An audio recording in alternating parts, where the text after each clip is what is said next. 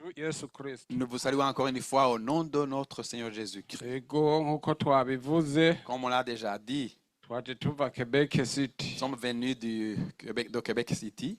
Intumbero yacu si ukuvuga ngo tuje ngo tweretswemwo abantu bafise ivyaha runaka, L'objectif, c'est pas que nous sommes venus après une révélation sur les ariko uyu péchés que munsi les uns... twazanywe Non, n'urukundo rwa Yesu Kristo. nous sommes plutôt venus grâce à l'amour de Christ. Twaje gushingira intahe ivyo Yesu Nous yakoze. sommes venus rendre témoignage de ce que Jésus a fait. Amen. Amen. Ubu turi mu mashimwe. Nous sommes vraiment dans des louanges. Amba warasigaye inyuma ukiri mu vyaha no guhinduka n'ingoga. Si tu es encore en arrière dans les péchés, Ariko te faut abandi changer. turi gutera imbere mu vyo gushima Imana. Les autres sommes en train de progresser dans les Ivyo louanges à Dieu. Yesu yakoze Pour ce que Jésus a déjà fait. nivyo twaje kuvuga hano Ottawa Gatino. C'est cela que nous sommes venus vous dire ici à Ivyo Yesu Gatino. Kristo yadukoreye. Ce que Jésus-Christ a fait pour nous. Mwabonye umuryango uhagaze ngaha, Vous avez vu ma famille se tenir ici devant vous. ndavyibuka nkiri umwe, Je me souviens quand j'étais encore seul, naragwara je tombais malade. avuga ati mana ko Je me dis- muri Afurika harakaze malaria cane. Je dis, tu sais qu'en Afrique, il y a beaucoup de paludisme. Avuga ati mana ngire mfe ko Je dis, ntavyaye. est-ce que vraiment je veux mourir sans laisser un enfant sans... Ko je narakunda abana Parce que cane. vraiment, j'aimais beaucoup les enfants. Ko navuze ko ari ugushinga intahe. Je vous ai dit qu'il s'agit de rendre témoignage. Hama Imana yumva ugusenga kwanje ndakira. Et Jésus a entendu ma prière, j'ai été guéri. Cadondo nkabo twubakana Et mwamubonye. après, j'ai eu Nawe mon épouse. acararondoka. Et puis, nous avons eu des enfants. Mwabonye abana ko ari benshi. Vous avez vu que nous avons beaucoup d'enfants. Bamwe tuza tureha, Il y en a qui sont presque de ma abandi taille. bandusha n'inguvu. D'autres sont plus forts que moi. Mwumva Imana itampezagiye. Est-ce que Dieu ne m'a-t-il pas béni? Nico catuzanye hano gushingira intahe. Voilà la Imana. raison pour laquelle nous sommes ici, pour lui rendre témoignage. Rero tuvuye hariya Quebec City, ishengero ryavuze riti muzoramutse bene data muri Yesu. Alors l'église de Québec City nous a demandé de vous saluer, N'abandi les frères bose et sœurs. en babazi Christ. nimwakira Et izo tout le monde ntahe. qui vous connaît, recevez leurs salutations. Amen. Amen. Turaza rero gusoma ijambo ry'Imana hano muri Zaburi 116 Nous allons lire la parole de Dieu de Psaume chapitre ku 116 murongo wa 12. et le verset 12. Zaburi 116. Psaume chapitre 116.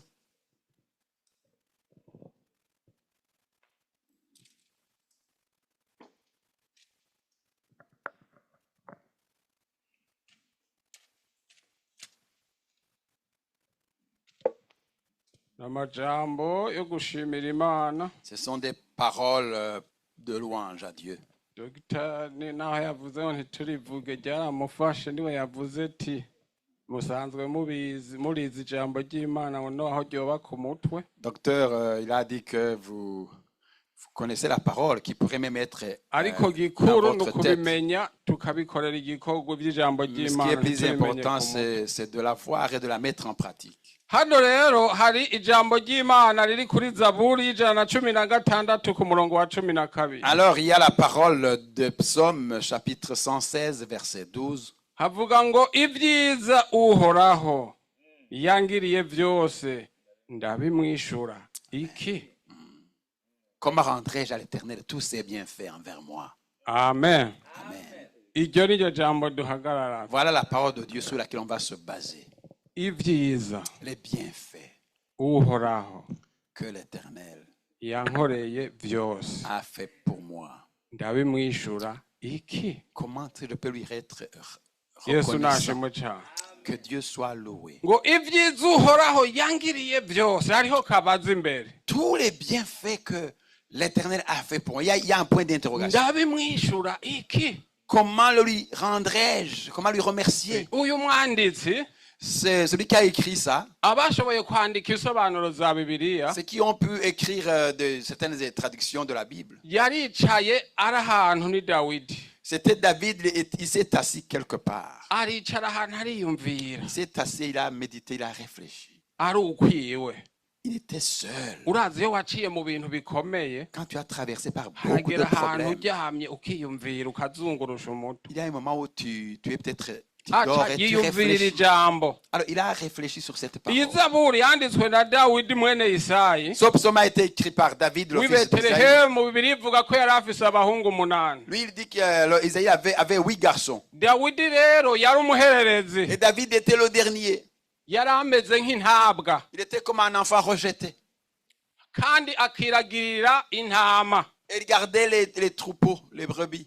aba bahungu indwi bose bari bakunzwe, ariko wewe aja kuragira intama. Les 7 garçons étaient vraiment beaucoup choyés, aimés. Mais lui, il était voué pour rester derrière les brebis. kandi bibiri ivuga ko yasizwe amavuta na samweli. Et la Bible dit que lui a été oint par Samuel. hanyuma imana icibwira samweli iti nugende mu rugo rwa isaya ndakubwira uza gusuka kw'amavuta ngo abe umwami. Et Dieu a dit à Samuel, va dans la famille de Isaïe, je vais te montrer quelqu'un sur lequel tu vas oindre l'huile de roi. hanyuma aca arahaguruka samweli, Alors Samuel s'est levé, ariko aca agenda afise ubwoba, mais il est parti vraiment dans la peur et la confusion. aravuga ati none sawuli ko agihari, Il a essayé de demander, mais comme le roi Saul vit encore, kuko nta mwami yimira ku yundi. parce qu'on ne pouvait pas introniser un autre Ah, roi, tu alors connais, que l'autre Hazon existe Nietzsche. encore. Est-ce que Saul ne va-t-il pas me tuer? tiwe nuhaguruke ndakwereka ingene ubigira, Dieu lui dit, lève-toi, moi je vais te montrer comment tu vas pratiquer. niwuzuze amavuta ihembe, Remplis ta corne avec de l'huile ati ugende mu rugo rwa isaya, et tu iras dans la maison de Isaïe. hariho umuntu nicaguriye. Il y a quelqu'un que moi j'ai déjà élu, ariko consacré. ntiyamubwira izina, Mais il ne lui a pas dit le nom. aramubwira ati we nugende nuhagera ndakubwira ico ukora. Il a dit, toi tu y vas seulement. Quand tu y arriveras là-bas, je vais te dire ce que tu dois faire. arahaguruka aragenda, Alors il s'est levé, il est parti. agize arahagarara mu rugo rwa isaya, Quand il arrive dans la maison de monsieur Isaïe, abona umuhungu bita eliyabu, il a vu un grand garçon, Eliab.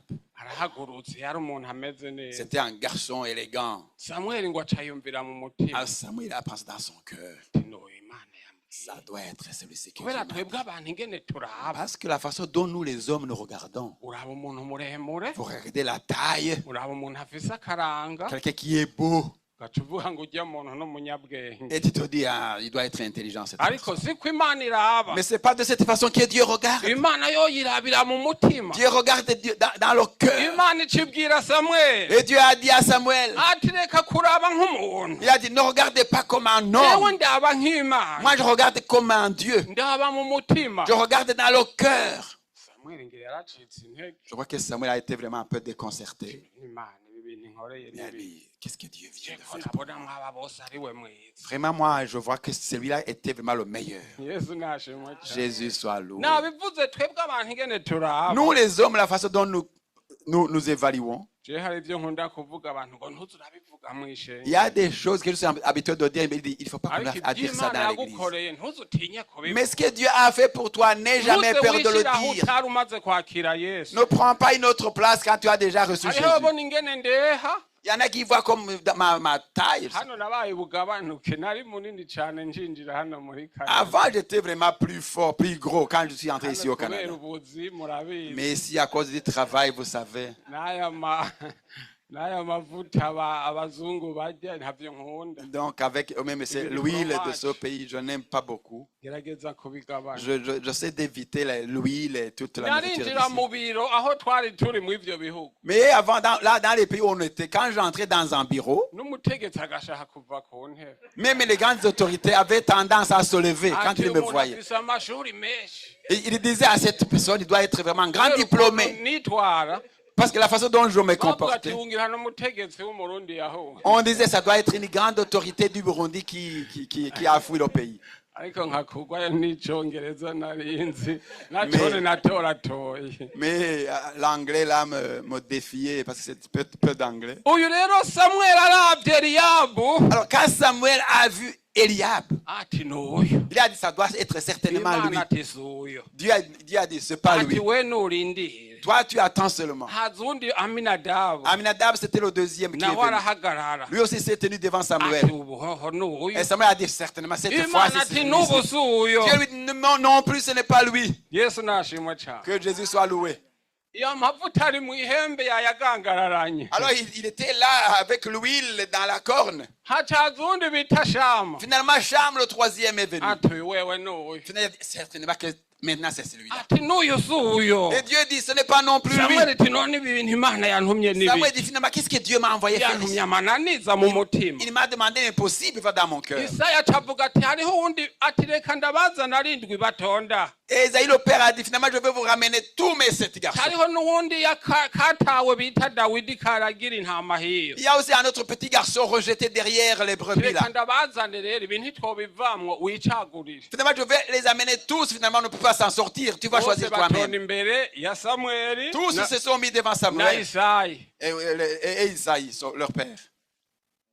haleluya Amen. aca yumvira mu mutima Alors il a réfléchi dans son abonye cœur. batarakwira Quand il a vu qu'ils n'étaient pas tous là, bavuze ati ka dawidi niko kari on hariya lui a dit qu'il y a un petit David qui n'est pas samweli ici. acavuga ijambo ryamfashe Et Samuel a dit une parole qui m'a beaucoup touché. kuko abasesenguzi bariyumvira cane Parce que tu sais, les chercheurs vraiment réfléchissent beaucoup. aca aravuga ati naho inzara yanyishe iyo naje mva hose Il s'est dit, même si j'ai vraiment faim, actuellement j'ai fait un grand numva voyage, mfise inyota j'ai même soif, ariko mais ntitujya on va rien manger, ntitunywa ni boire que ce soit, dawidi ataragera ngaho avant que ce David arrive ici. yesu nashimwe Que cane Jésus soit loué. dawidi amaze gushika Quand David est arrivé, aca arapfukama ngaho il s'est agenouillé là-bas. ijambo ry'imana rivuga ngo hacumvikanye ngo uyu niwe uhoraho yacaguye L'apôtre de Dieu dit, dès qu'il a entendu que c'est celui-là que Dieu a choisi, baca bamusukako amavuta on lui a versé l'onction. ati uyu arabaye umwami Il devient le roi. dawidi rero aribuka iyo yari mu ishamba David s'est souvenu donc de là où il était dans la forêt. aribuka ingene yari umwungere Il se souvenait comment il était un simple aribuka berger, ingene yarya bigoranye comment il mangeait difficilement. aryamye ahantu ariyumvira Alors quand il dormait, il a réfléchi. aca aribaza yandikiye izabo Alors il a écrit ce psaume dans ngo la réflexion. ibyiza Les bienfaits uhoraho que l'Éternel yankoreye vyose m'a fait. ndabimwishura iki Qu'est-ce que je peux lui payer? Comment le lui rendrai-je? Que Jésus soit loué. ibyiza Tous les Uhoraho bienfaits que l'Éternel yankoreye vyose a fait pour moi. ndabimwishura iki Comment puis-je les lui kubona ntari rendre? umuntu w'intabwa Parce qu'il était comme imana rejeté. ikanzana hakageraho mba umwami Mais Dieu vraiment m'a tiré de là jusqu'à ce bari qu'il fasse bazi de moi ko un intama roi. zirigwa zintesha umutwe mu ishamba Alors qu'on savait que c'était les brebis qui aca me tournaient la yandikiye tête. zaburi Alors il a écrit ce psaume. ngo ibyiza Tous les bienfaits uhoraho que l'Éternel yankoreye a byose fait pour moi. ndabimwishura iki Comment puis-je les lui rendre? yesu nashimwe cane Que Jésus soit loué. je nanje iri jambo ryaramfashe Cette parole vraiment m'a beaucoup touché. ndibuka iyo naciye hose Je me souviens partout où je suis twigeze passé. kubaho neza On a bien vécu. ariko tugeze mu bihugu byo hanze bya afurika Une fois murabizi arrivé dans les pays bimwe d'exil en navuga ati Afrique, namba utize si tu n'as pas étudié, mugo waramenye yesu mais que tu as connu Jésus, ntibazovuge ngo abantu bize ngo nuko wariye amaforomaje ya hano wambara amakoti uca ugenda wihemera ngo narize utize qu'on ne dise pas parce que tu as bien mangé, tu as grossi et tu veux te faire valoir pour avoir étudié. Non, wari rends umunyacyaro témoignage de ukaza ce muri que tu es. kanada bakavuga ati abanyamuca intoke hejuru ntuzu zishire hejuru uri umunyacyaro Ne lève-toi ta main pour dire que tu es un grand Ariko citadin de la Dawidi ville, kubera yuzuye alors que mpwemu tu es yera. venu des simples villages arashima là-bas. imana aravuga ngo ibyiza uhoraho yankoreye David, byose vraiment, il est conscient, il dit tous les bienfaits que le David, Seigneur m'a dit. Comment puis-je lui remercier de ça? tugeze rero muri ibyo bibazo Quand nous sommes dans ce genre de hariho défi, abantu bari bazi ingene nari imeze il y avait des personnes qui me connaissaient avant. ati jando ati nawe uraje kweri Ils ont utari dit, ikoroboyi toi aussi, Jean de Dieu, tu viens ici vraiment ikoroboyi pour ngira vivre, murayizi imwe agatadowa pour vraiment juste allumer les lampes très simples, une vie très modeste. hama ndavuga ati nta kundi ko Je me nahageze suis dit, on ne prie rien, niyo je matara suis ducana là. hano C'est ici. Voilà les lampes que nous utilisons ici. inzu twabamwe zari zo bazita ngo ni blende Les maisons où on était, on les appelait Mais tout va tout des vivre. blindes, et on ne va pas oublier les maisons. mu kwinjira twagira gutya C'était des petites tentes, il fallait se courber la tête pour entrer dans la maison. ibitanda tukagira amatafari tukaryamako ngo ni ibitanda Les lits sur lesquels on dormait, c'était pas c'était des briques qu'on ariko maze tendait par kugera terre. hano muri canada Mais quand une fois arrivé ici au Canada, hariho ahantu nca ndiko ndigira nk'uko il y a un endroit où je passe comme nkabona ça, itara ngo pya et je vois la lumière qui s'allume ariko icyo gihe automatiquement. twarabyuka mu gitondo Mais à ce moment-là, quand on était encore là-bas le matin, wagira gutya ntavyongira muca mubibona on pouvait vraiment se moucher n'importe où.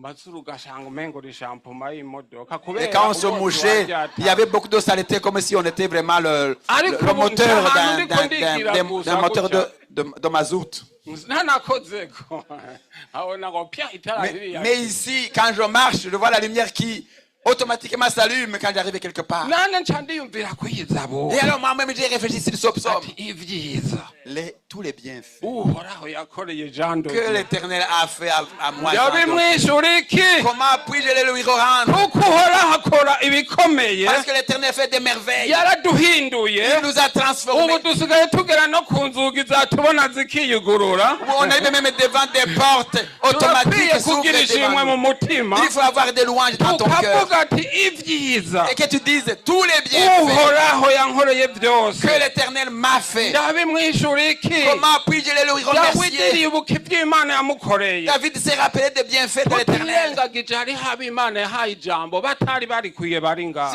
Tu ne veux pas l'oublier, il y a beaucoup qui a donné la parole alors qu'il n'en avait pas du tout. uze uvyemere Si tu étais quelqu'un de la campagne, il faut le reconnaître. naho imana yagushize hejuru ata n'ubwenge ufise Si Dieu t'a élevé alors que même tu n'étais pas aussi uze intelligent que ça, uvyemere nk'uko dawidi sois yabivuze reconnaissant comme David. niko gakiza k'imana C'est ça le vrai salut de Dieu. dawidi yibuka ivy'imana David yamukoreye s'est souvenu de ce que Dieu a fait pour lui. yandikiza buri ngo ituremere Et il a écrit ce muri psaume samweli wa kabiri ku pour nous gice ca cumi encourager. na gatandatu Et quand on voit 1 Samuel chapitre 16, yarahuye n'ibibazo bikomeye cane il a rencontré beaucoup de difficultés. aragwanywa n'umuhungu wiwe Il était vraiment combattu par son propre fils. arahunga Et il a fui.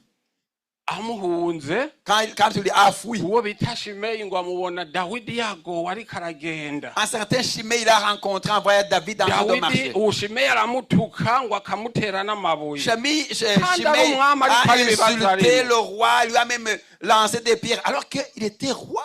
ati uyu muntu ariko aragucokoraga muhami dawidi Alors les gens ont dit, cher roi, cette uretse personne qui tukagenda t'insulte, tukamuca umutwe est-ce que tu ne peux pas te laisser et on va lui couper dawidi la kubera tête? yibukiye imana Mais quand yamukuye David se rappelle d'où il est sorti, ntiyemera gukora ikosa il n'acceptait jamais de commettre une erreur. yavuze ati yoba ari imana yamutumye ngo ampime Et il s'est dit, si c'est Dieu probablement qui lui a envoyé pour m'insulter, twamwica bikangarukako nkandura et si vous le tuez, ça me revient, c'est moi qui ai inza sali. amavuta nasutsweko Et je perds peut-être l'onction que j'ai reçue. imana ntiyohava isubiza hasi Est-ce que Dieu ne peut pas encore me mettre encore en bas? arihorera ararengana Alors il s'est tué et il a passé par là. aca yibuka ibyo bintu byose yaciyemo Alors, quand il s'est souvenu de toutes ces choses, bavuga qu'il a ngo ubu yari traversées, yibereye ahantu aryamye on dit qu'il était quelque part avuga ati assis. ibyiza uhoraho Ah, il commençait à se dire tous les yankoreye bienfaits byose que l'Éternel a fait pour moi. ndabimwishura iki Comment puis-je les lui rendre?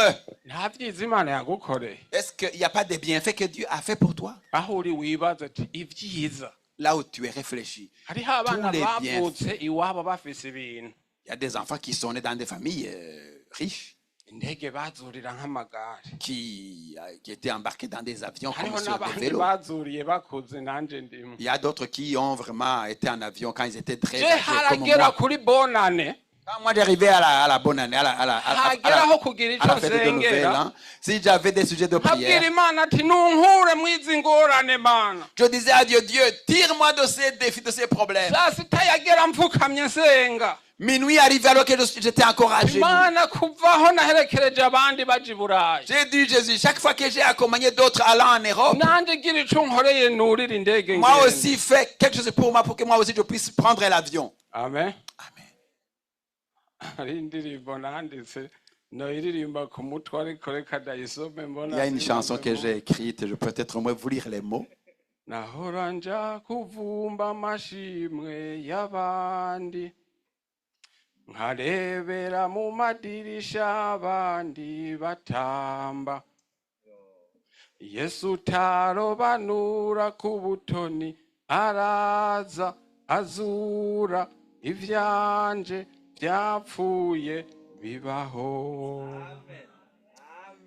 indirimbo yanje yarima uzogeza he utuma mpinduka uruvugo rwiza guwatawe nkahunga inzira nyabagendwa nkanyura mu dusesero kandi mfisa masezerano atabarika wampaye zaburi ndirimba si ya Dawidi. Je ne chante pas le psaume de Zaburi David. ndirimba niyabera safu. Je ne chante pas le psaume Imva de Asaph. mutima C'est mon propre ayizanje mfise ubuhamya Moi-même, aujourd'hui, bw'igendera. j'ai le témoignage vivant. Amen. Amen. Zaburi ndirimba Le psaume que je chante aujourd'hui, si ya Dawidi. c'est pas le psaume de David. Zaburi ndirimba Le psaume que je chante ni aujourd'hui, ya Jean de Dieu. c'est le psaume de Jean de Iby'Imana Dieu. yamukoreye. Ce que Dieu a fait pour Jean de Mwabonye Dieu. abantu bari ngaho uko Vous bangana. avez vu combien d'enfants, de personnes qui étaient ici. Imana ikaburiza indege no muri Canada ngo pa. Tout cela, Dieu les a mis dans l'avion jusqu'au Canada. Icumi narishe. Et je n'ai pas payé 10 francs. Amen. Amen. Kuri airport tuhageze Quand nous sommes arrivés à l'aéroport, kubera ryasengesho à cause de cette prière, habaho abantu babwiye ati haze Jean de Dieu yubasha Imana. on avait instruit à beaucoup de personnes, un certain Jean de Dieu va arriver qui a obéi à Dieu. Ntitwamenya naho duca. Nous, on ne savait ni à gauche ni à droite. Twarashika bakaza ngo niwe Jean Doti. Mais il vient nous demander, c'est vous, c'est toi, Jean Izina de Dieu. ryawe bariduhaye. On nous a donné votre nom. Twasoma tukabona umukaja Dodete Jean Doti. Alors on regardait Jean de Dieu. Ntitwari bwamenye no kurira indege, ntitwamenya Nous, on n'ikibuga ne savait même c'indege, pas comment ntitwamenya na s'approcher sorte. de l'avion. On ne connaissait pas l'aérodrome. On est venu comme ça. Amen. Tukabona baradutwaye. Alors on nous protocolait. C'était beaucoup de protocoles. Urudege ruva haniyo. Alors c'était un grand appareil, un grand avion. Amasengesho yakoze. Ces prières-là fonctionnent. Urudege tukicara tani twebwe. Un gigantesque avion, on est assis est-ce que c'est nous qui sommes dans l'avion? Abana nabo ntibakumenyero. Et les enfants ne tardaient pas à s'habituer. Ils ont mis le headphone. Bagatangura bagafyonda. Atanu wabigi. Ils commencent à manipuler des choses alors que personne ne leur a appris ça. Ni Imana. Ah, c'est Dieu vraiment. Zaburi ndirimba Le psaume que je chante, si ya Dawidi. c'est pas le psaume de David. Nuko twe tutandika ngo twongereho n'inyuguti n'imwe. C'est parce que nous n'avons pas le droit Ntabwo de turafise l'ajouter ibyo dans la Bible. twokwandika Mais abazobisoma bakabona ari nous avons beaucoup de igitangaza. choses que nous pourrions écrire et ceux qui vont le lire vont être édifiés. Turaza no ngaha Nous sommes venus turashika jusqu'ici kubera Imana à cause de Dieu, grâce à Dieu. ivyiza Les bienfaits uhoraho que l'Éternel yankoreye vyose a fait pour moi. ndabimwishura iki? Qu'est-ce que je peux lui répondre? Nta hantu Imana yagukuye. Est-ce que Dieu ne t'a-t-il pas Mwibaza tiré kuba ndi Ottawa ku mugwa mukuru w'igihugu Que je sois ca aujourd'hui Canada à- kiri muri G7. Que je sois aujourd'hui dans la capitale d'Ottawa pour le pays de Canada, Ku membre mugwa du mukuru wa G7, Canada. la capitale du Canada. Hari abantu baratangara ati Jean Dodi uri muri Canada. Et les gens sont vraiment étonnés de Jean de Dieu. Est-ce que tu es Canada vraiment au Canada? kwimenga irimwo abantu bize b'abategetsi. Il paraît que Nanje au Imana Canada, c'est yarangize seulement des umutegetsi ni autorités. nka Dawidi. Mais Yesu Dieu a nashimwe fait pour moi cyane. une grande autorité comme David. Ivyiza Tous les bienfaits uhoraho que l'Éternel yankoreye vyose a fait pour moi. ndabimwishura iki? Comment puis-je les lui Ni rendre? ikibazo gikomeye cyane twokwibaza. C'est une question très Icyo importante. twokwishura Imana. Qu'est-ce que nous pouvons répondre à Dieu? Dawidi abonye ivyo vyose uhoraho yamukoreye, Après avoir considéré toutes ces choses, yandikiye zaburi ashima Imana, David a rédigé ce ariko psaume harageze comme hashitse louange. ishimwe ryiwe. Mais il a eu un moment où il a accompli sa promesse. Turaza kuharaba On va y regarder. hariya muri zaburi 116 nyene Dans le même psaume, kurya chapitre murongo wa 116, 13 le verset 13. yandika ngo ndabira igikombe c'agakiza nambaza izina ry'uhoraho. Il a écrit, j'élèverai la coupe de délivrance et j'invoquerai le nom de l'Éternel. Uhoraho nzomushikanira nzomushitsa kw'amasezerano yanje, J'accomplirai mes vœux envers l'Éternel mbere nzoyashitsa mu maso y'abantu biwe en bose. présence de tout son peuple. Abo bantu biwe ni mwebwe mwamenye Imana, C'est vous, son peuple, qui avez connu Dieu. mwumva amashimwe ivy'Imana ikora, Apprenez les louanges de ce que Dieu fait. iguhagurutsa Dieu qui vous lève, ikagukura inyuma iyo wari qui vous waratawe, tire de l'endroit où tu étais rejeté ikakuzana ikakugeza no et ngaha, qui vous tire jusque ici, ikagukura hahandi. qui vous a tiré de cet endroit.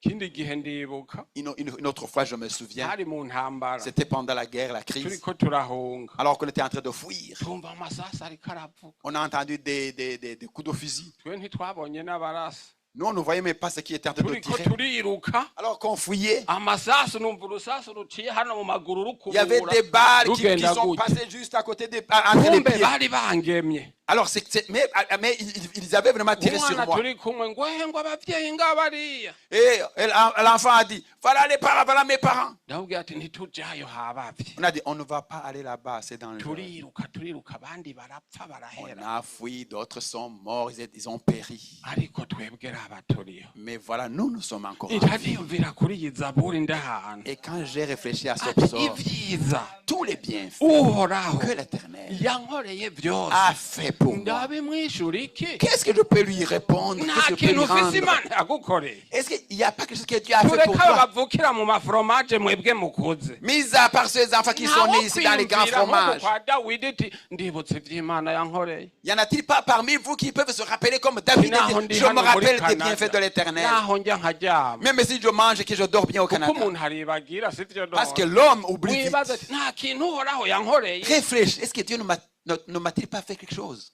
dawidi rero yahuye n'ibi bibazo bikomeye cane David a rencontré tous ces problèmes. aragwanywa Il a été combattu. usomye zaburi ya 34 Si vous lisez le psaume chapitre hariho irindi 34, shimwe yatanze il y a un autre sujet de louange, un autre louange. yarasanzwe ahigwa na sawuli Parce qu'il était en train d'être Hanyuma combattu par Saul. aramuhunga. Alors il lui a fui. amuhunze asanga akarere ahungiyemo niho hari abamurondera Quand il a fui, il s'est retrouvé dans la zone de ses ennemis. baca aravuga ati ose dawidi tubaze iminsi turondera Ils ont dit, n'est-il pas celui-ci, le David que nous ariko cherchons? uhungira ahantu uzi ngo niho ugiye gukirira Des fois, kumbe niho ugiye gupfira Des fois, tu fuis vers Vers quelque le part. Tanzak au Tu carré. penses que tu vas y sauver la vie, mais tu tombes plutôt dans l'embuscade de Satan, des ennemis. hageze baramuraba Alors quand on a regardé David, yo tubone dawidi kweri tumaze iminsi c'est turondera vraiment le David que nous kandi avons we yarazi cherché. ngo arahunze Lui, il pensait qu'il avait bien fui. dawidi umutima uca uramuvamo Et le cœur a battu. nari nzi ko nkize Je pensais que j'allais none être mungiye sauvé. ku mwasi Mais finalement, je fui vers muhemu yera l'ennemi. aca aramwururukiramo Et le Saint-Esprit est venu. en bibiri lui. ivuga ngo yaciye ahinduka ukundi La Bible dit qu'il a été transformé d'une autre bibaze façon. bagufatiye nko mw'iyi sare hose inyuma hari abasoda Imagine-toi si on t'attrape dans cette salle et partout.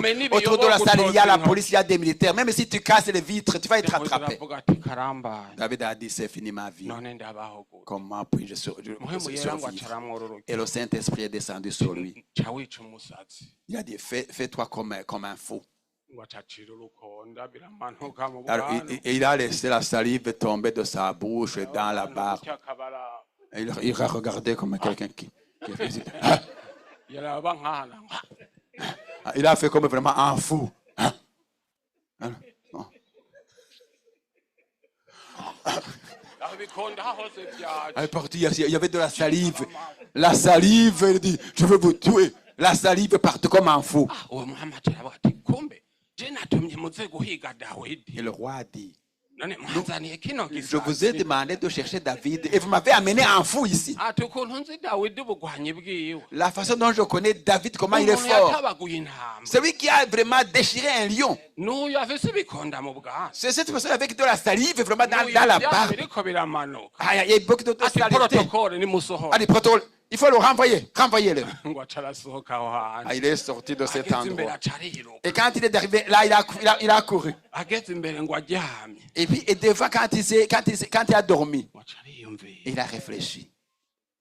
ngo aca yandika zaburi ijana na cumi na Et il a gatandatu écrit le psaume 116. ivyiza Tous les bienfaits uhoraho que l'Éternel yankoreye m'a byose fait. ndabimwishura iki Comment puis-je les lui yumva rendre? nta kintu afise Je yotanga ne peux rien payer. aravuga ati nkwiye gutanga Il a dit, ishimwe je dois donner un ati jewe remerciement. dawidi Moi, nari David, naragowe j'étais malheureux. navuye inyuma mu bwungere J'étais derrière les brebis. nahungiye kuwo nkijije agira nyice J'ai fui vers l'ennemi. imana imbwira ico nkora ndakira Et Dieu m'a dit la stratégie, non, j'étais non, sauvé. non. Maintenant, je suis ici, moi, ati David. ibyiza Oh, tous les bienfaits uhoraho que l'Éternel yankoreye byose m'a fait. ndabimwishura iki Qu'est-ce que je peux faire pour lui? yesu nashimwe cyane Que Jésus soit loué. dawidi yaranezereye David cyane m'a fait beaucoup de joie. kuko yaribuka ivy'imana Il yamukoreye s'est rappelé tout ce que Dieu a fait pour lui. aravuga ati naho biri uko Il a dit, malgré tout ça, ati ndabira igikombe c'agakiza je le verrai la coupe de nambaza izina délivrance. ry'uhoraho Et j'invoquerai le nom de l'Éternel. uhoraho nzomushitsa kw'amasezerano Je vais yanje accomplir accomplir tous mes vœux à mbere l'Éternel. nzoyashitsa mu maso Et je vais le faire l'accomplir y'abantu biwe bose. en présence des yeux de tout son Imana peuple. yadukoreye Ce que Dieu a fait pour nous. turiko turatangaza ububasha Nous sommes en bw'Imana train de proclamer la puissance Imana de Dieu. yadukoreye ibikomeye Comment Dieu nous a fait tant de dawidi bien. wewe yaributse David s'est rappelé aussi. hariho irindi sezerano yakobo Il y a yasezeranye une autre promesse que Jacob a mwitangura faite. 2:8 ku murongo w'icumi ariko irindi yakobo Oui, yasezeranye il y a une autre promesse que Jacob a dit. mwitangura 2:8 ku icumi C'est kubandanya kuri Genèse 2:2 chapitre 28, verset 10. Il continue. yarahunze mwene wabo esawu murabizi Lui-même, il avait fui son frère Ésaü. ageze ahantu Et puis quand il était avec quelque part, wararyama il s'est endormi. ngo acarota icuririzo Alors mu ndoto il a eu des rêves. ngo abona abamarayika Il a vu baduga comme un escalier, abandi des bamanuka anges qui descendaient, d'autres qui imana montaient. kiramubwira Et Dieu lui a dit, ati aha nzohaguha il dit, ici je vais te le donner pour toi. kandi nzokugira ihanga Et rikomeye je vais faire de toi une grande nation. ngo aciyandika ati ahantu hariho imana Alors il a écrit ce lieu-ci. kuko yari yavuze ikintu bwa mbere ariko aragenda Parce qu'il avait dit quelque chose quand il partait. inzara yamwishe Quand il avait vraiment beaucoup faim, yarushe mu il rugendo était très fatigué dans le voyage. ati mana Il a dit, Dieu, numpa ivyo ndya si tu me donnes à manger, numpa ivyo si nambara tu me donnes de quoi me vêtir, nkazova muri uru rugendo et qu'il amahoro puisse vraiment en sortir la paix dans ce voyage. Tout ce que tu me donneras, nzogutangira ihigira cumi je t'offrirai la dîme. yesu nashimwe Jésus cyane soit loué. imana ikirahamukura Et Dieu l'a délivré de mu cet byo endroit. yakora byose Dans tout ce qu'il faisait, yaratanga ikigira cumi il offrait la dîme. yaribuka iby'imana yamukoreye Il se rappelait de ce que Dieu a fait pour lui. amen Amen. ariko tugeze hano mwa kino Mais gihugu quand nous arrivons dans ce pays-ci, turiko turibukanye est-ce qu'on est en train niho navuze de se ubutumwa rappeler? tuvuga ni ugushima J'ai mugabo dit tunahanura que la prédication d'aujourd'hui, c'est vraiment le témoignage, mais aussi on va s'exhorter avec des conseils. hariho abari mu bihugu iwabo barimo ngaha sinirirwa nkokorakora bizi Je ne vais pas vraiment toucher quelque chose, mais tout ce qui était dans nos pays-là. namba ndazi hano harimo abantu bize bari babayeho neza ariko hariho n'abandi imana yagiriye nka dawidi C'est vrai, il y en a qui sont ici, qui avaient bien étudié, mais il y a d'autres aussi qui ont eu beaucoup de grâce comme David, bahekenye ibijumo bitanatonoye qui mangeaient la patate douce avant qu'ils ne soient même écorchés, no kugura ugwembe byabagora inzara qui zarabaye avaient même beaucoup de peine à s'acheter un rasoir et leurs ongles étaient comme ceux des aigles. inzara y'abajya bakarya amadeni ku mashopu Ils avaient suffisamment ils avaient faim et ils prenaient beaucoup de dettes. ariko imana iramuzanye no muri canada ngo Mais kandi Dieu yarasenze il te prend de là-bas et jusqu'au Canada. Et il a prié. ariko yagera hano Mais une fois arrivé ici, idolari ngiryo le ririnjiye dollar commence à venir. ararisha imodoka Il écrit, il paye sa voiture, ararisha inzu il paye la maison. agera ku gikorwa c'imana Mais une fois arrivé à l'œuvre de Dieu, nta kintu mfise je n'ai rien. ngo akanada iragoye Canada, c'est difficile.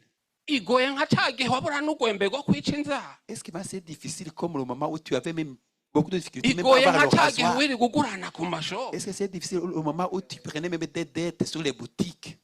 amen ukwiye kwibaza nk'uko dawidi yiyumviriye Il faut vraiment réfléchir comme David a fait. akavuga icyo azoshikanira imana Il a pensé, qu'est-ce que je peux vraiment nk'uko donner à yakobo Dieu? yiyumviriye akavuga icyo azoshikanira Comme imana Jacob a décidé de ce qu'il allait faire pour Dieu, offrir kandi à Dieu. akabishitsa ku mana Et il les accomplissait. turyamye twiyumvire ati ndi ngaha Quand nous dormons, réfléchissons. Non, Nous sommes c'est ici. goûté. Comment suis-je arrivé ici? bamwe bapfa twirirwana Ceux-là qui sont morts, qui étaient iyo avec nkaba nous. ndi ngaha Alors que moi, je suis encore vivant ici. nkwiye gukora iki Qu'est-ce que je devrais faire? nta bantu bapfuye mwari muzina Il n'y en a pas de personnes qui sont mortes, qui étaient comme tes amis. nta bantu babuze viza mwari muzinanye Il n'y a pas de personnes qui ont manqué leur visa, qui sont tes nta connaissances. bantu mwari muzinanye barara batari ariko wowe bimwe ukanka kubijya ngaha Est-ce qu'il n'y a pas de personnes qui manquaient à manger, mais maintenant que tu trouves même pas, none tu imana ne peux pas manger les bienfaits iguhezagire qui sont ici? ngo amabiru yakubanye ngo ntiwokora igikorwa Maintenant, c'imana Dieu te bénit et tu dis que tu as beaucoup de factures et tu ne peux pas ibuka vraiment accomplir isezerano l'œuvre de Dieu. wasezeranye n'imana Souviens-toi de la promesse que tu as uwavuze faite ubutumwa avec Dieu. yavuze ngo he ndaza vuba Celui qui a prêché a dit, Ngo voici je wumvire viens kuco bientôt. ufise. Retiens ce que tu as. ufise iki wasezeranye n'imana Qu'est-ce que tu as promis à Dieu? niwiyumviriye zaburi yavuze aho uja hose Réfléchis bien sur ce psaume, je ne te connais pas. sindi nk'aho ngo ngire ngo nkore profesayi ngo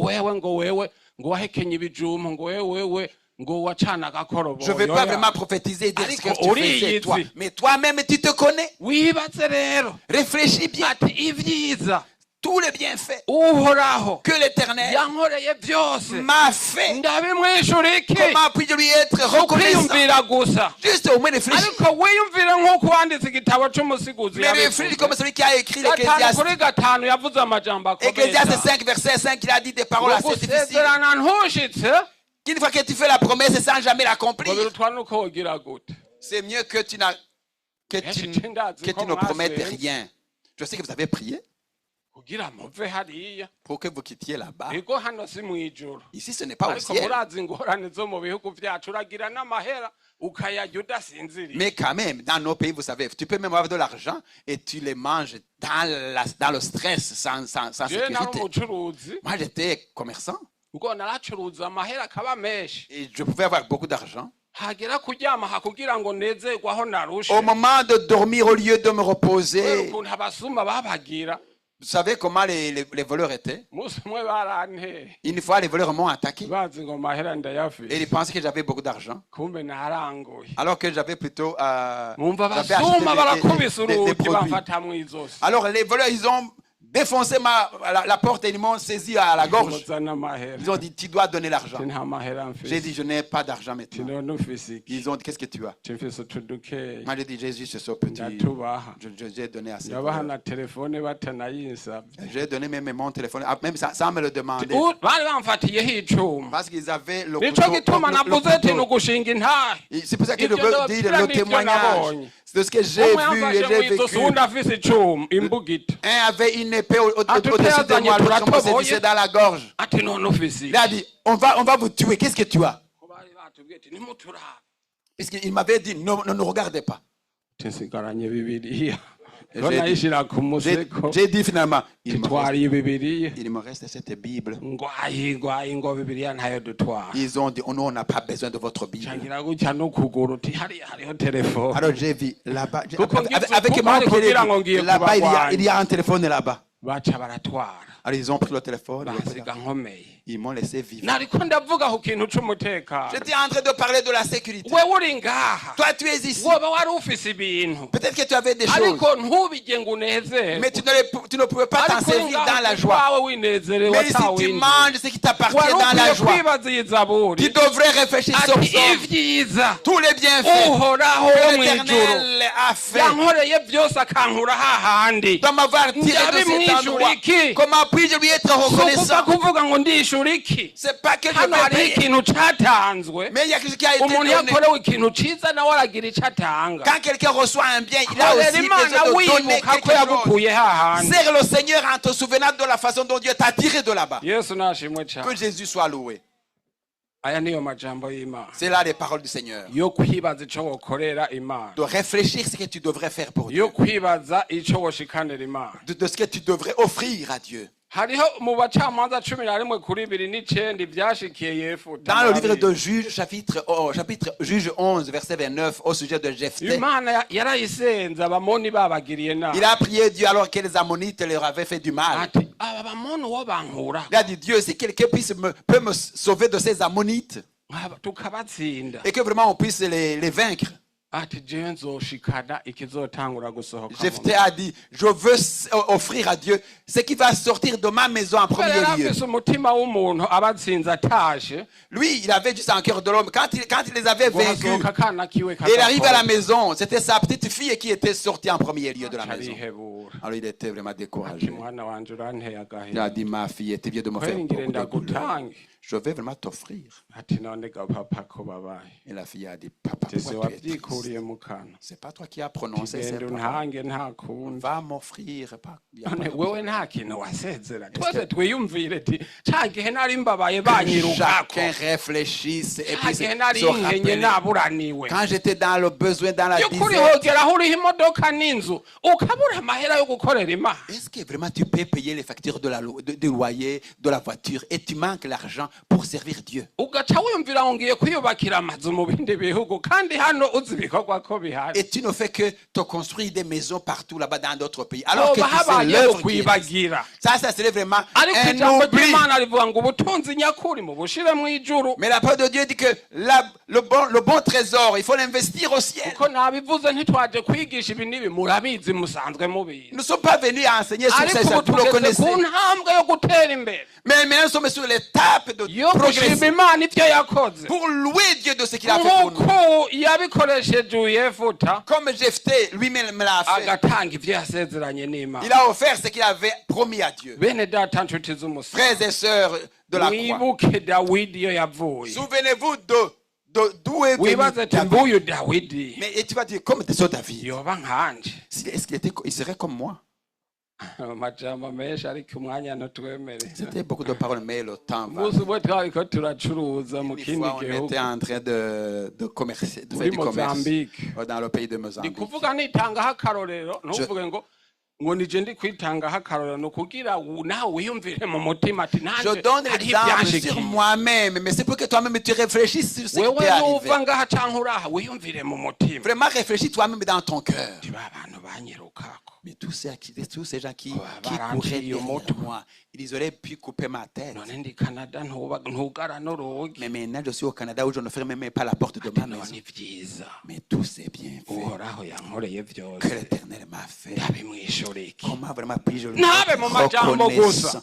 Que cela ne soit pas dans les uzana paroles. amadolari Si tu as de l'argent, tu donnes les dollars. ushikira aba bapasiteri n'abarimu Approche les pasteurs et les évangélistes. ati ivyiza Vraiment, tous les bienfaits uhoraho que l'Éternel m'a fait, yankoreye qu'il vyose m'a fait. ndabimwishura iki Comment puis-je lui être reconnaissant? utazanye ururimi gusa C'est pas seulement la parole et la ugira langue. ico utanze Que tu offres quelque chose. hariho mabashima ngo nshimiye imana Il y en a qui aiment me ngo dire, ndayihaye umutima je wawe remercie Dieu, je lui donne mon cœur. ije kawutwara horyoheko Parce que s'il prenait ton cœur, est-ce que tu serais content?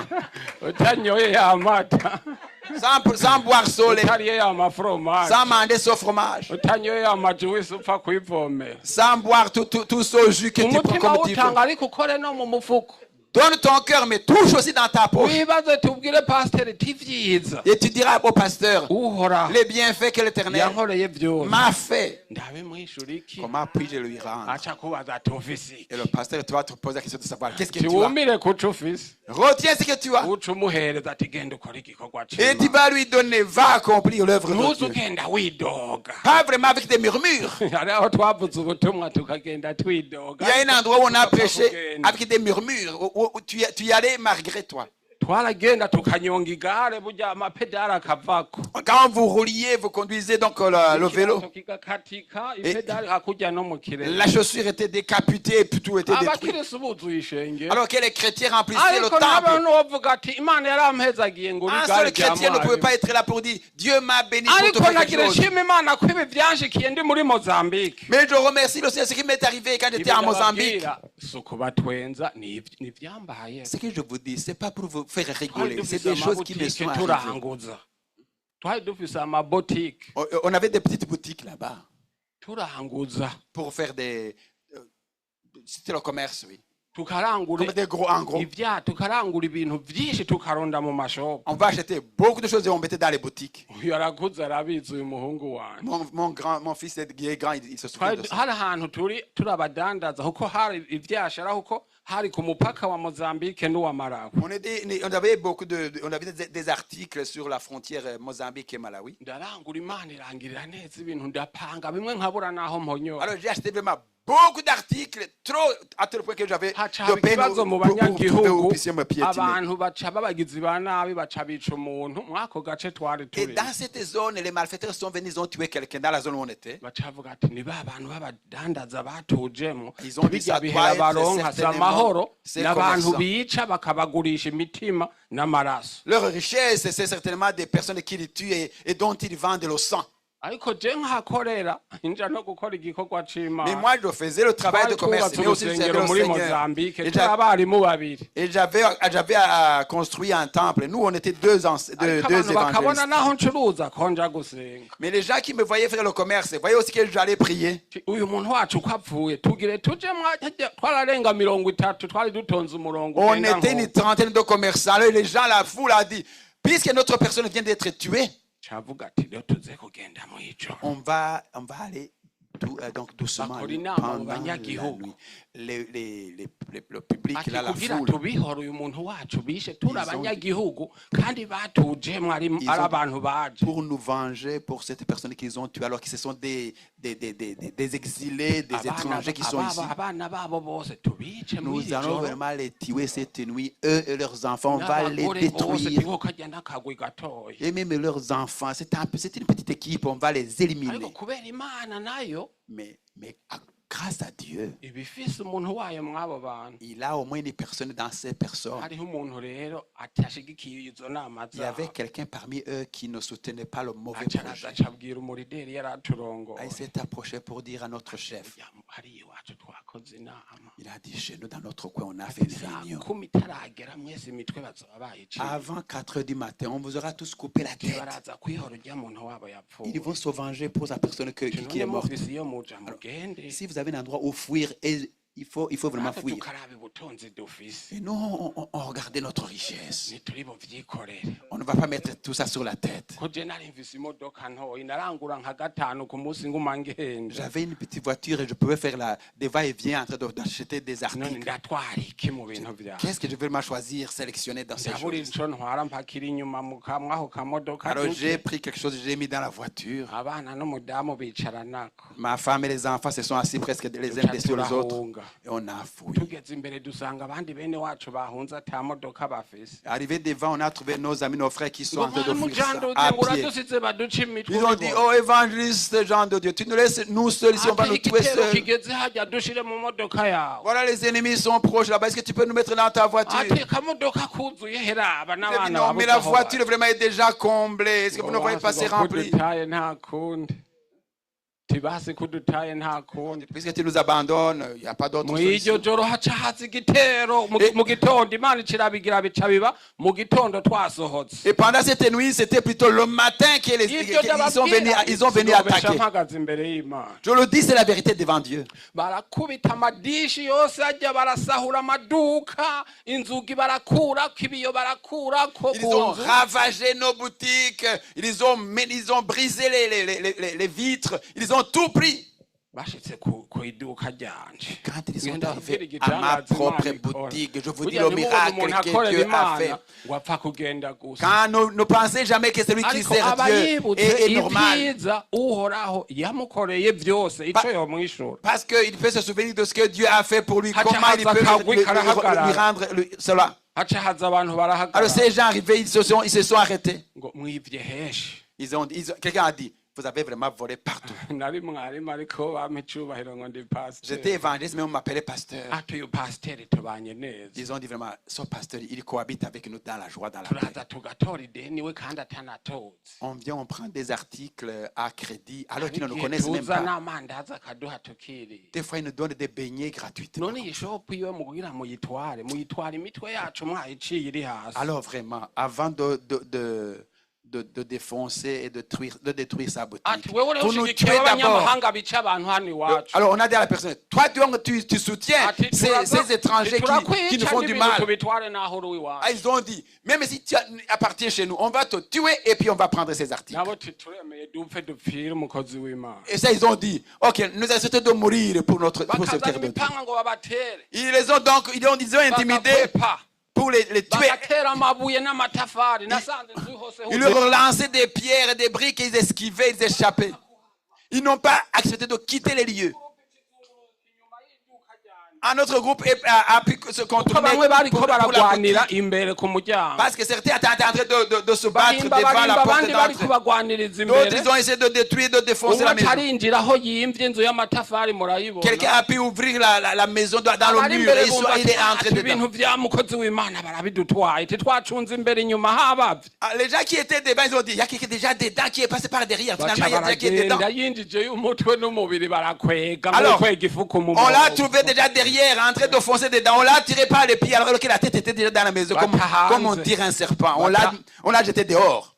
Ce que je vous dis, c'est que j'ai vu moi-même les bienfaits que l'Éternel a fait pour moi. Comment puis-je lui remercier? Amen. Amen. Nivyo vyibi mwabonye nahagurukije umuryango wose. Nitwaje kwiyerekana. Quand je vous ai montré toute ma famille là-bas, c'est pas pour juste nukushima Imana kuko bamwe n'amahera montrer à vous, c'est juste une façon de louer Dieu. N'amahera ndayatanga ntimuvuge ngo ni pasteur ngo ntatanga. Même un pasteur comme moi, je donne de l'argent. C'est pas, il faut pas dire que le pasteur ne donne pas. La dîme, je donne comme tout le monde. Mais je ne suis pas payé par moi. Non, non, en tant que pasteur, ne pense pas que l'église nous paye à la fin du mois. Voilà $200. On ne nous donne rien. Mais nous le faisons parce que nous nous rappelons de ce que Dieu a fait pour nous. Que Jésus soit loué. Alors quand nous sommes venus de l'équipe finalement est venue. Ils ont dit, pasteur, tes choses. Personne n'a touché. Toi, nous t'aimons. Tu pries en Dieu vivant. Nous les avons protégés. Personne n'a touché. Ils ont dit non, vous me trompez. Alors je suis allé regarder. Je trouve que les briques et les pierres c'était vraiment là comme en lot devant ma maison. Mais toutes mes choses étaient articles, rien n'était pas sorti. Parmi plein de personnes qui étaient attaquées dans leur boutique, seulement nous, deux évangélistes, nos affaires étaient protégées. Pour les faire sortir mes articles, j'ai amené la police. C'est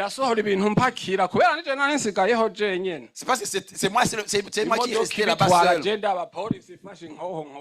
Alors, j'ai pris tous mes affaires, la police m'a me protégeant. J'ai pris tous mes articles. Alors, un de ces voleurs est venu. Mais pourquoi cette personne, il va vraiment se dire, je suis pasteur. Lui, on ne prend pas ses affaires, alors que tout le monde en a pris. Alors, quand il a essayé de toucher, un policier l'a pris.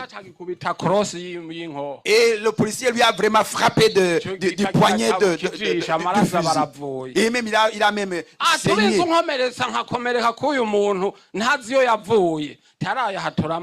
Et lui a dit, vraiment, vous allez me faire saigner pour un étranger que nous ne connaissons pas. On va le tuer alors.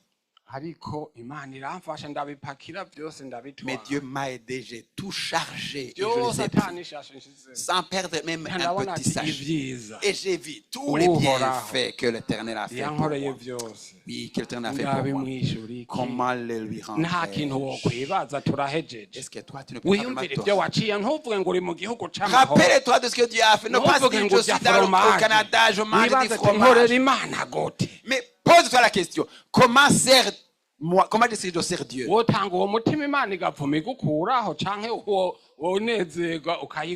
Tu veux juste dire je donne le cœur ou tu devrais être content de le servir. C'est vrai, donne un cœur juste, mais aussi faire preuve des œuvres tangibles. Que Jésus vous bénisse.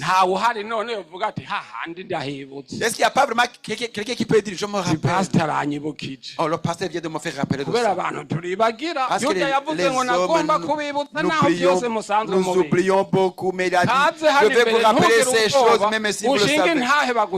Viens ici, on va prier pour toi pour que désormais tu puisses lui rendre témoignage. Que Jésus vous bénisse. Alléluia. J'étais habitué à aller profiter. Je guettais, voyais comment les autres étaient dans la joie. Araza azura azura ibyanje byapfuye il m'a fait du bien, bibaho. il a ressuscité mes choses qui étaient mortes. Indirimbo yanje yarimana uzogeza he La chanson, c'était ituma beaucoup de me mpinduka poser beaucoup de urugero questions. rwiza Mais guwatawe Dieu m'a transformé, il a fait de moi un nkahusha modèle. inzira nyabagendwa nkagenda mu dusesero kandi mfita masezerano Maintenant, j'étais déçu atabarika alors que j'avais wampaye. beaucoup de promesses de Dieu. Zaburi ndirimba Le psaume siya que je chante, ce n'est pas le psaume de Dawidi. David. Zaburi Le ndirimba psaume que je chante, iyabera safu c'est pas le psaume des nimva enfants de mutima Asaph, mais c'est le psaume qui vient du fond de mon ayizanje cœur.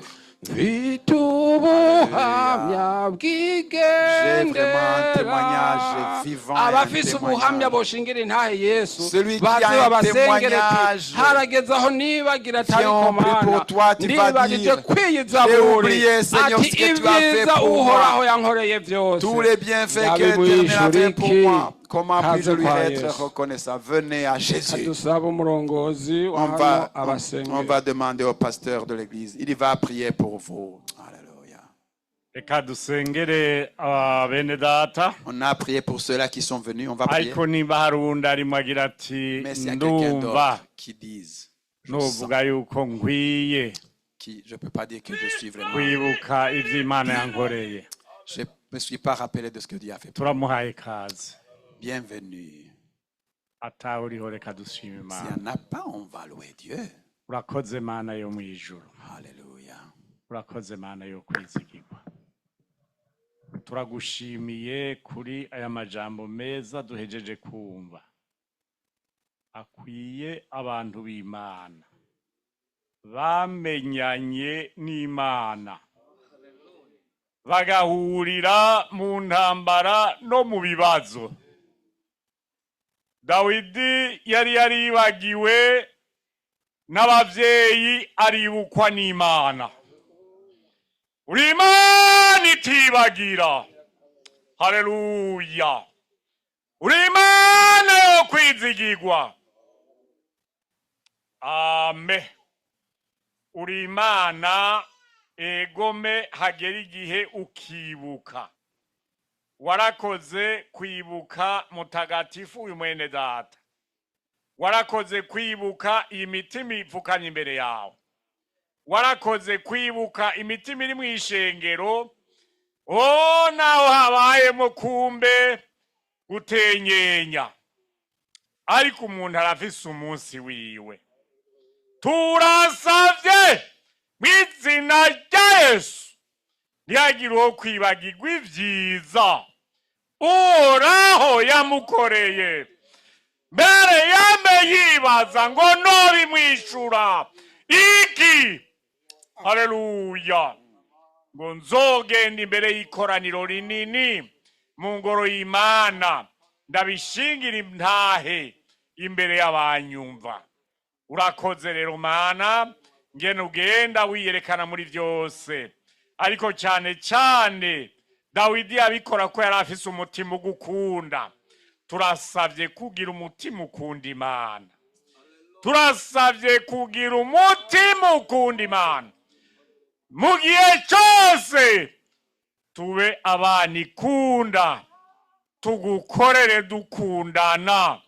Si ibyo byonyene, wavuze ngo egome tugumye ico dufise, ngo ntihagire udutwara igitsibo cyacu. Urakoze mutagatifu, uduhe umumwe wese kubona icyo afise. Amen. Ko kitari feza cyangwa izahabu, ariko agakiza kazoturenganya ibicu, kazoturenganya ikirere, kakadushikana kwa data. Urakoze ugire neza umumwe wese, mu izina rya Yesu Kristo no tubisavye. Amen. hariho abandi bafise ivyipfuzo Il y abagwaye en a d'autres qui ont des problèmes, nabo ceux qui sont baze malades, tubasengere kuko ceux qui ont imana des yacu fardeaux. irakora. Qui veut venir aussi, on va prier pour parce que notre Dieu travaille. Ne soyez pas wumva ati mfise ikintu découragés. kandi shaka nzovuga iyi zaburi imbere y'ishengero imana yakinkoreye. Si tu as un fardeau, tu veux dire, je veux vraiment te C'est reconnaître hano devant ufise Dieu ukwizera, et je abakozi veux le mettre b'Imana devant le Seigneur et je lui rendrai témoignage quand Dieu l'aura fait. Bienvenue ici. Alléluia. Alléluia. Oh. Yesu abahezagire Que abahagurutse Jésus vous abafise ibyo bénisse. basaba Vous qui imana se aha sont mis ntiturashikaga naho Alors, turi muri Canada on n'est pas encore arrivé au ciel, les asaba amis. imana ingwara Si imana vous avez ishaka un sujet de kugukorera. prière, si Tugusengera c'est une avuga ati, maladie Mana ou quelque ukabinkorera chose, et tu ndasezeranye te, imbere yawe kuzogira et tu te dis, ico Seigneur, nkoze quand il va nzosima imana accomplir, exaucer ma kandi prière, je uzuvuge te remercierai. nk'izaburi iti Mana ibyiza wankoreye Et tu vas chanter ce psaume, tu vas dire, Seigneur, les bienfaits que tu as fait pour moi, comment te les rendrai-je? tugomba Viens dusenge faire une imana promesse afise avec ati jewe nsaka imana inkorere iki Viens dire, nanje Seigneur, nzoshinga je intahe veux que tu fasses cela pour moi et je veux te rendre témoignage. kw'imana igiye Viens avec la foi parce que Dieu va le yizera faire. imana yonyene ti Mana nkorera nanje iki kintu Crois dans le Seigneur, tu dis, Dieu, fais-moi cette imana yacu chose. irakora kandi yiteguye Notre kubikora. Dieu opère des miracles, il est prêt à le faire. Oh Yesu Kristo turagushimiye cyane Alléluia, on va prier, oui. turagushimiye ko twakwizeye uri Imana Amen. turagushimiye ko twakwizeye uruhoraho turagushimiye ko twakwizeye udatetereza twibutsa aho wadukuye mwami iyi zaburi kiradufasha iratubaza ibyiza byose wagiye udukorera icyo twokwishura Yesu Kristo turagukorera urabizi nico gituma twaje gushinga intahe hano muri Ottawa mu izina rya Yesu Kristo none abumvise ibyanje nibo baba nabo bavuze ati Mana gira ico dukoreye nta mavuta tubasize nta fu tubahaye nk'abandi nta kintu tubanywesheje nk'abandi ariko twizeye imana ikora twizeye imana izura n'ibyapfuye twizeye imana izura Lazaro twizeye imana yazuye Yesu kwishobora kuzura ibyabo ko bizeye rero bagapfukama Mana nukorere kuri uku kwizera kwabo bazohagarare bashima imana abafise ibyo basaba bitandukanye abafise ingwara bazoze bavyuka bumva bigorora bazoze bavyuka bumva bashima imana ibindi navyo batavuze urabizi nowe bakorere ku kwiyubahisha nabo bazoririmba izaburi ya Dawidi mu izina ry'umwami wacu Yesu Kristo amen Amen. Amen.